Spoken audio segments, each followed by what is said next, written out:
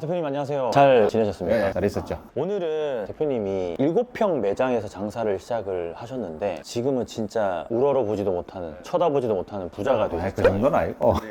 뭐 7평, 10평, 25평, 뭐 30평에서 처음 장사를 시작하신 분들 굉장히 많은데 대표님께서 7평에서 장사를 시작을 하셨음에도 불구하고 큰 부자가 될 수 있었던 현실적인 답안을 3가지 정도 주실 수 있다고 하셔가지고 오늘 또 이번에 챕터 출간하셨는 그 책에도 나와 있는 내용이긴 한데 진짜 인사이트를 많이 받았거든요.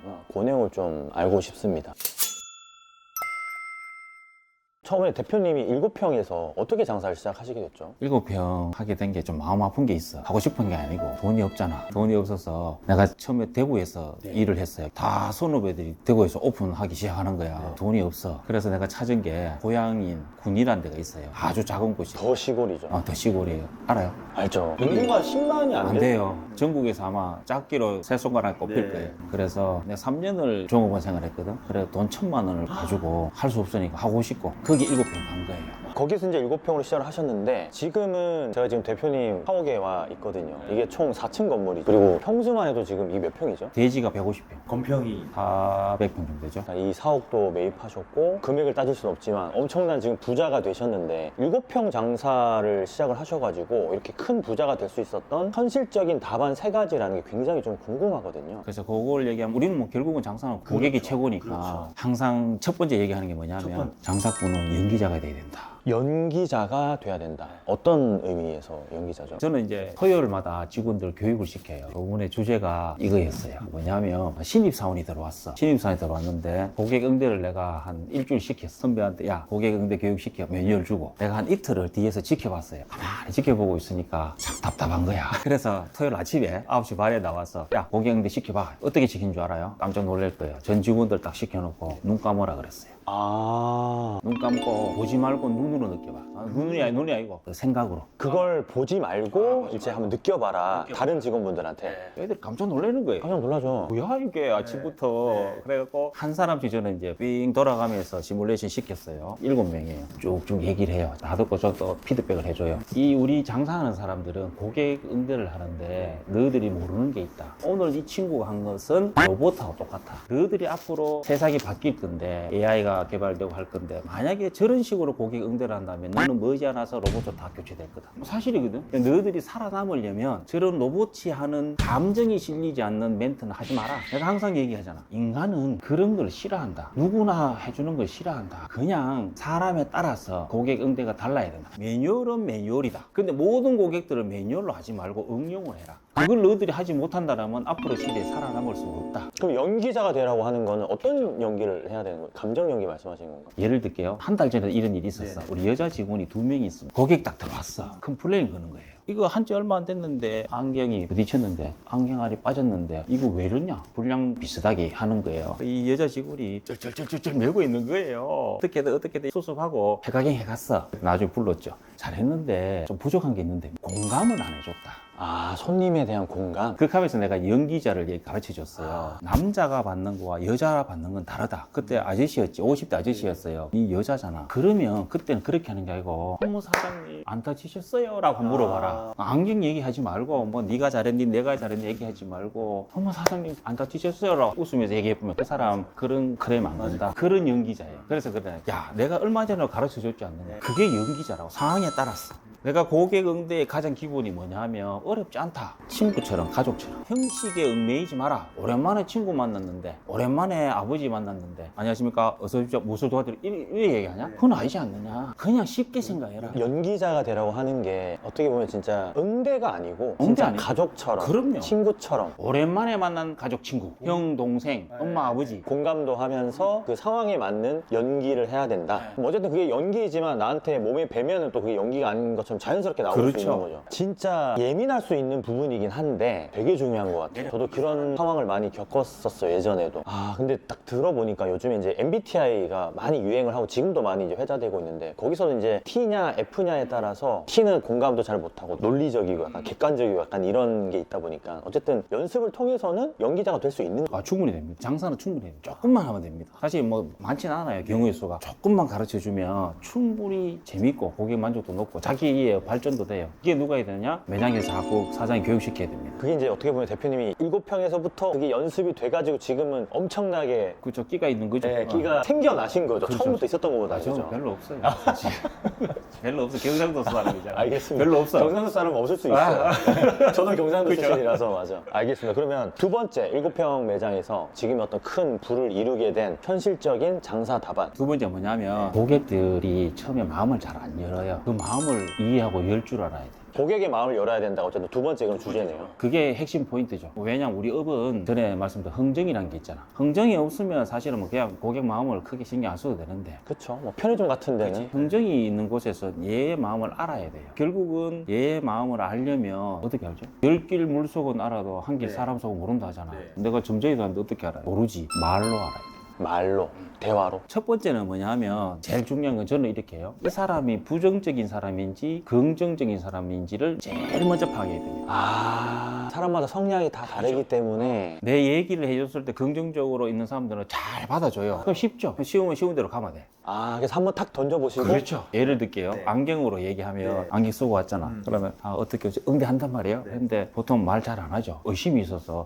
여기서 내가 해도 될까 말까? 그렇죠. 속으로만 생각하고 뭐 물어봐도 대답 안 하시고. 그러면 안경을 맞춰줬다고 얘기는 해요. 그럼 내가 탁 던지죠. 이거 안경 언제 하셨어요? 라고 물어보는 거예요. 그러면 긍정적인 사람은 뭘 할까요? 긍정적인 사람? 아, 한지 얼마 안 됐는데? 이거 한지 얼마 안 됐는데 자기가 말 더 해요. 자기가 막 오버합니다. 근데 부정적인 사람들은 잘 모르겠는데요? 이런 식으로 탁 넘어가요. 그러면 내가 접근 강국이 달라지는 거죠. 그럼 어떻게 달라지나요? 좀 신기하네. 쉬운 사람은 진짜 더 편하게 해요. 아, 더 편하게. 더 편하게. 부정적인 사람들은 시간 오래 걸려요. 말할 때도 조심해야 되고 더 시간을 더 길게 투자를 합니다. 그러면 부정적인 사람도 나중에 가다 보면 풀려요. 그게 프로야. 그 어떻게 보면 약간 친해지는 거네요. 그렇죠. 부정적인 사람을 대화를 하면서 이 사람을 누구로 틀이면 조금 시간이 지나다 보면 풀려요. 그걸 할 줄 알아야 돼. 고객과의 라포 형성하는 시간을 어느 정도 여유 있게 가지는 거네요. 그래서 내가 길게 투자해야 될 사람, 짧게 해도 쉽게 갈 사람을 빨리 해야 효율적으로 돌리죠. 뭐 모르는 사람들은 똑같이 받아. 이 사람이나 저 사람이나 매뉴얼대로 똑같이 받는 거야. 그럼 효율이 많이 떨어져요. 효율이 떨어지죠.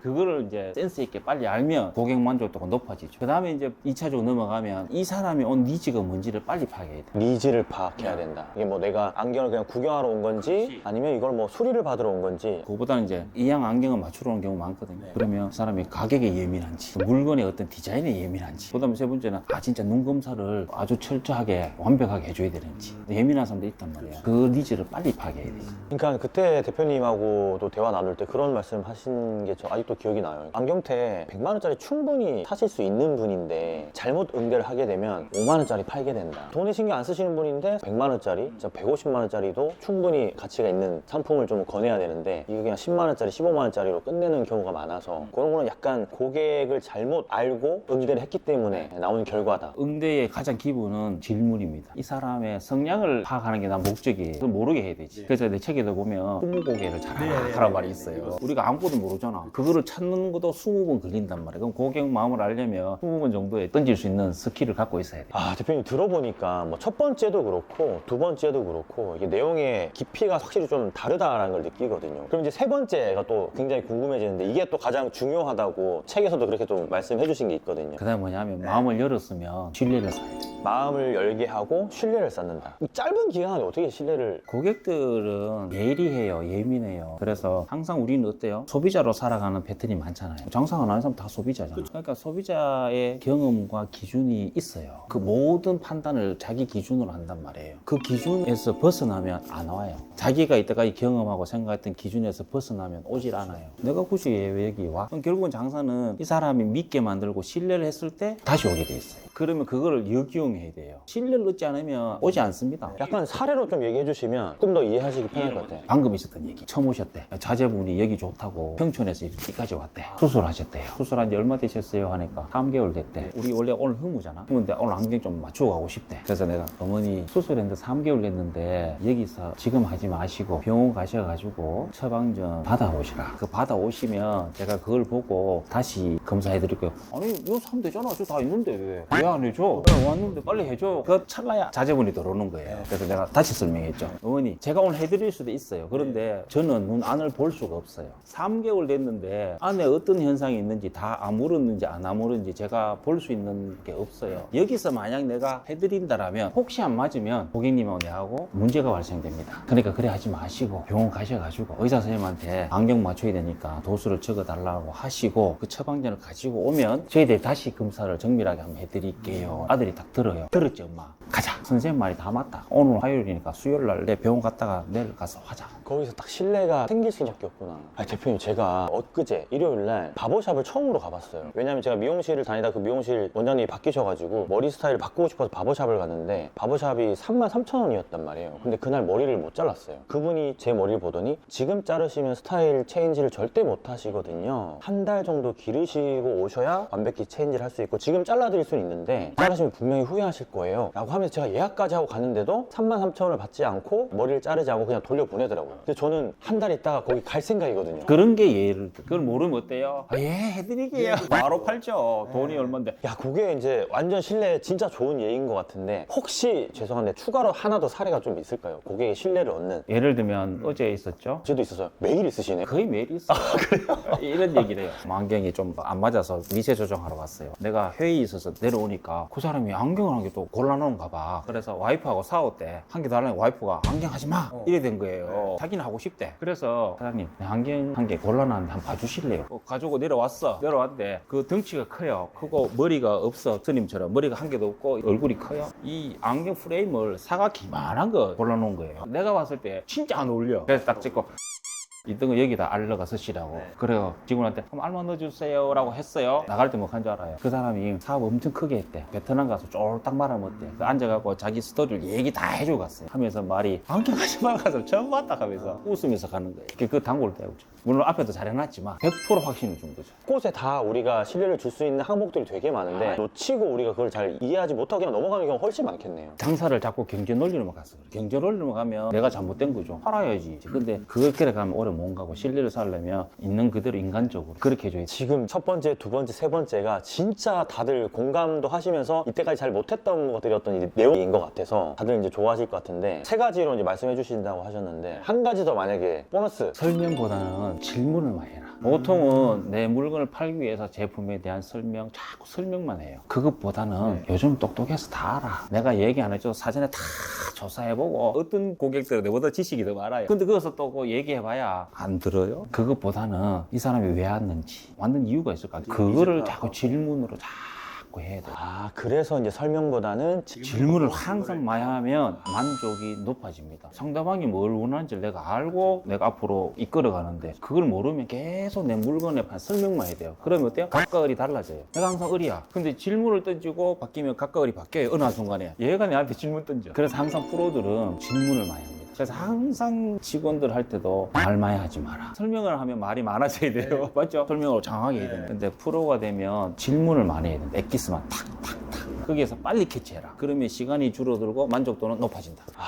그게 뭐 지금 이거는 약간 번외의 얘기인데 직원 관리된 책을 쓰셨고 인터뷰가 나갈 때쯤이면 나오실 것 같은데 그러면 직원당 책임 배출 같은 게 효율성이 좋아지니까 더 많이 올라갈 수 있는 그런 연관성이 있겠네요. 많습니다. 그게 앞으로 우리 사장님들이 풀어야 될 숙제입니다. 그걸 풀어야만 장사가 재미있어요. 근데 그걸 풀지 못하고 예전 방식대로 계속 한다면 자꾸 재미가 없어.